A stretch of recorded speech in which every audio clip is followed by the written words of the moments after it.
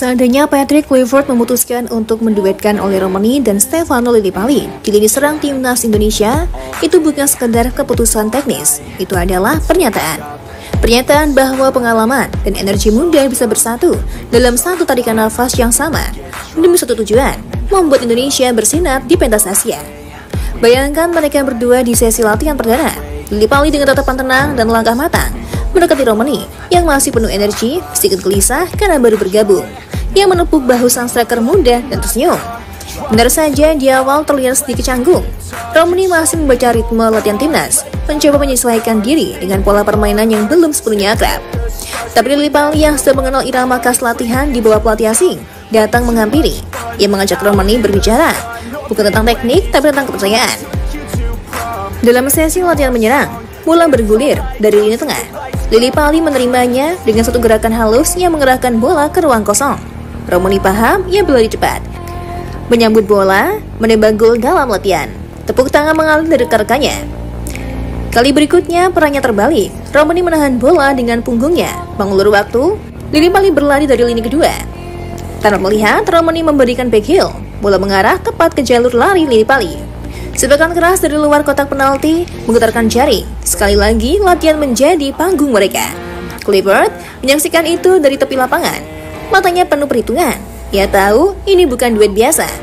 Ini adalah kombinasi antara pemahaman ruang dan waktu dari Lillipali dengan insting mencetak gol dan keberanian dari Romani.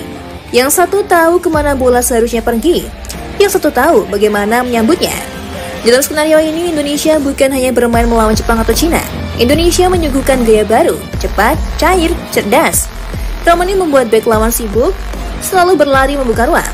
Lillipali seperti seorang penyihir tua, melempar umpan-umpan terduga. Bukan hanya operan, tapi jebakan bagi pertahanan lawan.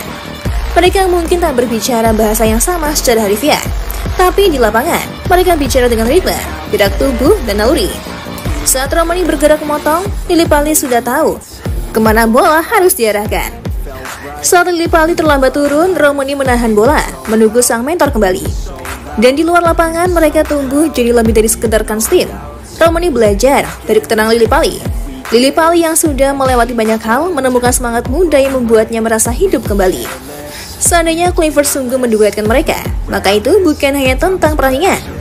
Itu tentang simbol regenerasi, keberanian, dan harmoni dua zaman yang saling melengkapi. Karena terkadang untuk melawan dunia yang dibutuhkan hanyalah dua kepala dengan satu hati.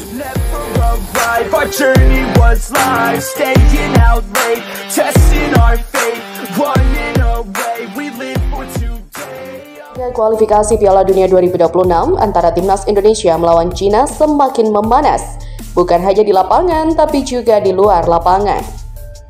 Salah satu media Cina, New QQ, tampak terkejut dengan pernyataan Ketua Umum PSSI Erick Thohir soal proses naturalisasi tim naga. Mereka sengaja mengutip pernyataan Erick Thohir terkait naturalisasi sejumlah negara termasuk Cina. Ketua Umum PSSI Erick Thohir melontarkan sindiran keras terhadap media dan penggemar sepak bola Cina terkait isu pemain naturalisasi. Tulis mereka dilansir Sabtu 31 Mei. 5 hari jelang laga babak 18 besar, Thohir menanggapi kritik yang ramai beredar di media sosial Cina soal skuad Garuda yang didominasi pemain naturalisasi. Dari total 32 pemain yang dipanggil ke pemusatan latihan, sebanyak 19 diantaranya merupakan pemain naturalisasi, sekitar 59% dari total skuad. Erick Thohir menegaskan bahwa seluruh pemain tersebut memiliki garis keturunan Indonesia. Naturalisasi kami sepenuhnya sesuai dengan aturan FIFA, tidak ada yang tidak pantas tentang hal itu, ucap Erick Thohir. Pernyataan itu disampaikan Thohir bertepatan dengan perayaan ulang tahunnya yang ke-55. Ia menambahkan bahwa Indonesia hanya menaturalisasi pemain berdarah Indonesia, berbeda dengan beberapa negara lain. Beberapa negara memandang beda, mereka selalu meremehkan Indonesia, tapi mereka menaturalisasi pemain yang tidak punya hubungan darah dengan mereka, ujarnya. Sindiran Thohir ini tampaknya merujuk pada skuad Cina yang juga memanggil 3 pemain naturalisasi yaitu Jiang Guangtai, Serginho, dan juga Yang Miangyang. Di antara ketiganya, hanya Serginho yang tidak memiliki garis keturunan Cina. Thohir menyampaikan bahwa seharusnya media dan penggemar di Cina melihat ke cermin sebelum mencemooh Indonesia. Pemain kita semua keturunan Indonesia, kita seharusnya bangga. Beraninya negara-negara itu mengejek Indonesia, mereka harusnya malu. Pemain mereka bahkan tidak memiliki keturunan nasional, sementara pemain kita semua keturunan Indonesia, tegasnya. Laga Indonesia versus Cina diprediksi akan berlangsung sengit, bukan hanya soal strategi tapi juga gengsi. Berita selanjutnya, opsi di sektor bek kanan tim nasional Indonesia kian menipis setelah keluarnya Eliano Reinders dan Sandy Walsh dari skuad. Situasi ini memunculkan kans bagi Asnawi Mangku Alam untuk kembali menjadi starter timnas Indonesia. 2 bulan yang lalu, persisnya pada Maret 2025, Asnawi Mangku Alam tidak dipertimbangkan oleh Patrick Kluivert untuk skuadnya. Namun menjelang pertandingan kualifikasi Piala Dunia 2026 melawan Cina dan Jepang pada Juni 2025 nanti, Kluivert memasukkan lagi Asnawi ke dalam daftar skuad timnas Indonesia. Situasi terkini mendorong Kluivert untuk mempertimbangkan Asnawi sebagai pemain inti setelah 2 bek kanan lainnya mundur. Awalnya Kluivert memanggil 5 bek kanan untuk jeda internasional Juni, tapi 2 diantaranya memutuskan untuk tidak bergabung. Eliano Reinders memilih mundur untuk menyambut kelahiran putranya di Belanda. Tapi sepenuhnya mendukung Eliano untuk mendampingi keluarganya dalam momen penting dan penuh kebahagiaan ini, kata Kluivert. Sandy Walsh juga dipastikan absen karena sedang dalam proses pemulihan dari cedera. Problem cedera didapatkan Walsh ketika membela klubnya Yokohama F. Marinos. Kami sepakat untuk memberikan yang terbaik untuk tim agar saya dapat pulih sepenuhnya dari cedera yang saya alami saat ini, tutur Sandy Walsh di Instagram. Dengan hilangnya 2 pemain tersebut, opsi Kluivert untuk pos bek kanan kian menipis. Kevin Dix yang sebelumnya diandalkan Kluivert sebagai starter belum sepenuhnya pulih dari cedera hamstring yang dideritanya saat bermain bersama FC Copenhagen sejak bulan April. Dix memang telah kembali bermain pada pekan terakhir Liga Denmark dan partai final Piala FA Denmark. Namun ia tidak mampu bermain penuh selama 90 menit dalam 2 pertandingan itu. Laga terakhir Dix bersama FC Copenhagen terjadi pada 29 Mei. Karena itu, Dix belum bisa benar-benar digaransi menempati pos starter untuk laga melawan Cina pada 5 Juni.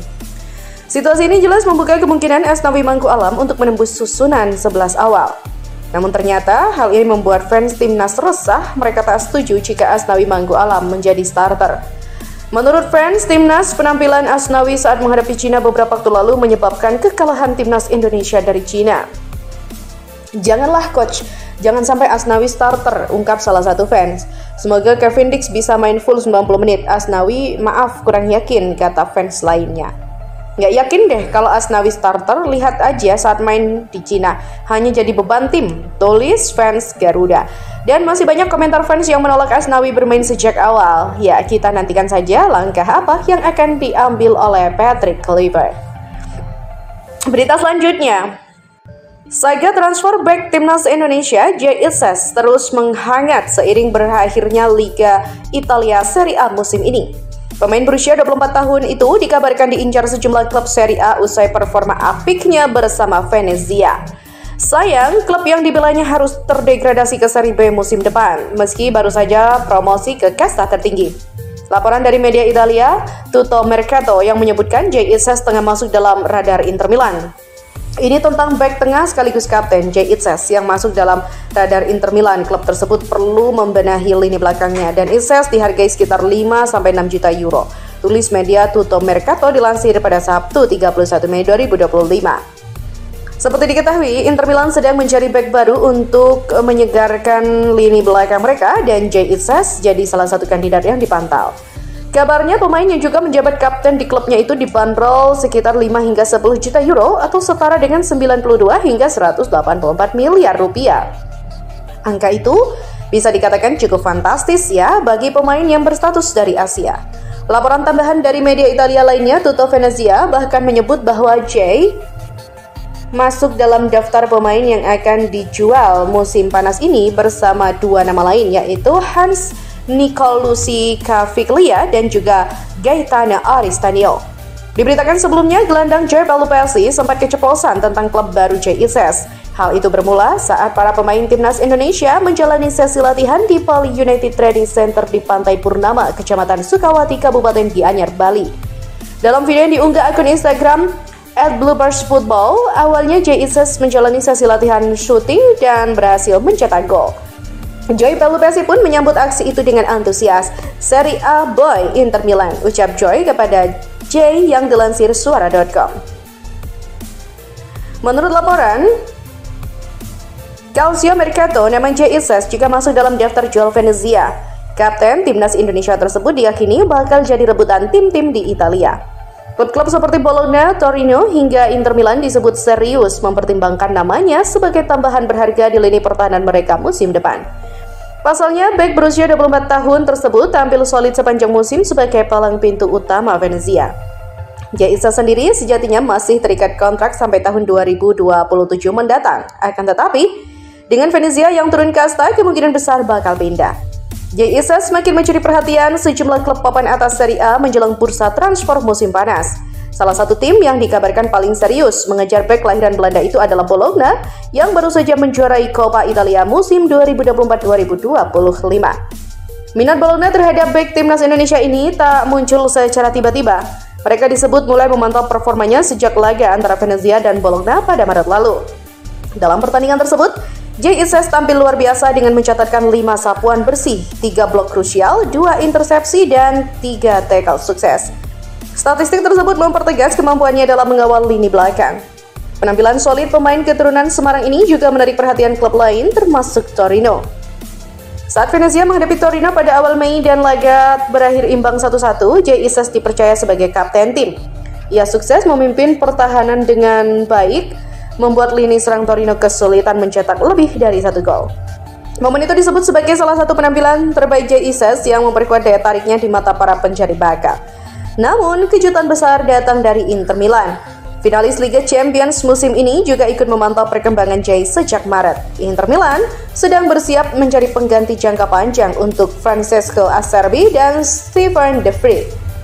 Dua pemain senior yang mulai akrab dengan cedera. Ya, dalam proses tersebut nama Jay Ises muncul sebagai kandidat potensial. Kemampuan bek kelahiran Mierlo Belanda ini dalam membaca permainan dan menggagalkan serangan lawan, termasuk saat berhadapan dengan striker top seperti Romelu Lukaku, Matteo Retegui hingga Artem Dovbyk, membuat tim pelatih Inter yakin bahwa ia cocok masuk ke dalam proyek jangka panjang klub di bawah arahan Simone Inzaghi. Jika transfer ke Inter benar-benar terjadi, Jay Ises akan mencatat sejarah sebagai pemain Indonesia pertama yang memperkuat salah satu klub terbesar Italia. Langkah ini tak hanya akan menjadi loncatan besar dalam karirnya, tetapi juga berpotensi menjadi inspirasi bagi generasi muda pesepak bola Indonesia untuk menembus panggung Eropa.